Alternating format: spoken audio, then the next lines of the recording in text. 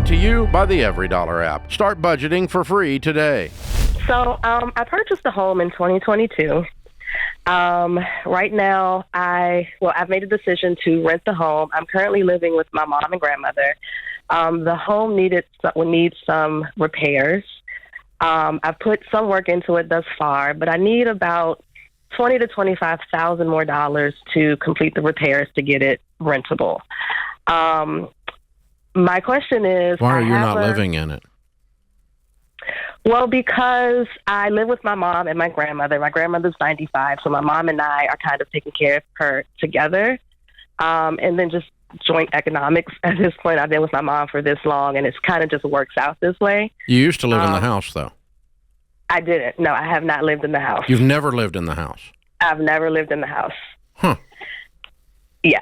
So now I have, like I said, I'm need about 20 to 25 more. So you live with your mom because you don't have any money, but you bought a rental house. No. I bought the house. I'm paying the mortgage on the house. I know. You bought a rental house. Yeah. Yes. But you live with your mom for economic reasons. I didn't have a plan when I bought the house. I really stumbled upon it, got it within 30 days, and then it was just like, okay, you secured the property, now what's next? Yeah. So I kind of grappled with what to do, whether move in or not. Sell it. Sell it? You're too broke to be a landlord. You don't have any money. You live with your mother. Okay, but I could live in the house if I chose to. Yeah, but you don't choose to because you have economic problems. I wouldn't say I have economic problems. It's what you did say. My goal is to rent the property to make money because D.C. is a really hot market. I am comfortably living with mom, paying the mortgage, getting things done there, and plan to rent the house that will pay for the mortgage, and I can save. Maybe I'm misunderstanding. Let me back up one more time, okay? Because maybe I'm missing something. I thought you told me you lived with your mother for economic reasons, meaning you don't have the money to live in the house. Okay, that's not correct. Because what I were pay you the saying mortgage, when you said economic reasons? Well, because I've been here and I've just been able to save while with my mom. That's not an economic reason. That's just, I want it, okay. Yeah, what do you make a year? Saving. What do you make a year? I make $96,000 a year. Okay. All right. And so you don't have the $25,000 and you make $96,000 a year. And how long has the house been sitting empty? Coming up on 2 years in June. Why? But all this time I've been making repairs. I'm repairing. I'm doing repairs on the home. So I have a few more $1,000 needed to make those final repairs to get it rented. Are you saying it's habitable, meaning you can't get anybody in there until all this is done, the 20 to 25?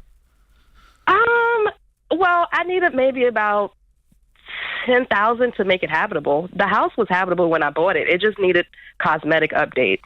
The biggest blow was I needed to put it in a new HVAC system. That was the biggest blow thus far. But other than that, it's cosmetic. The reason for the delay, to keep it short, I'm working with a contractor who was working with me. So I'm working with his schedule, and it's kind of like just a slow process. Yeah. What do you do for a living, hon? I work in disability rights. Okay. I've been buying and selling real estate since I was 18 years old, and I'm 63. I own several $100 million worth. I love real estate. Real estate is not a magic silver bullet to make you okay financially. Right. And you have bet a ton of your emotional life and too much of your financial life on this one rental property, and it still has sat there empty for 2 years. You suck at this. You've got to get better at being a landlord and managing the project. Let me tell you, if I had that house, I'm not working on any contractor schedule. They freaking work for me. They're working on my schedule. You better get the dadgum thing finished because I want rent. I'm not sitting there paying payments on this stupid thing for 2 years and collecting no rent because some contractor can't get out of his freaking pickup truck because he's hungover. Come on. This is stupid. You got to get this thing finished. And so you've got to increase your landlording and project management skills, or you shouldn't be in the business.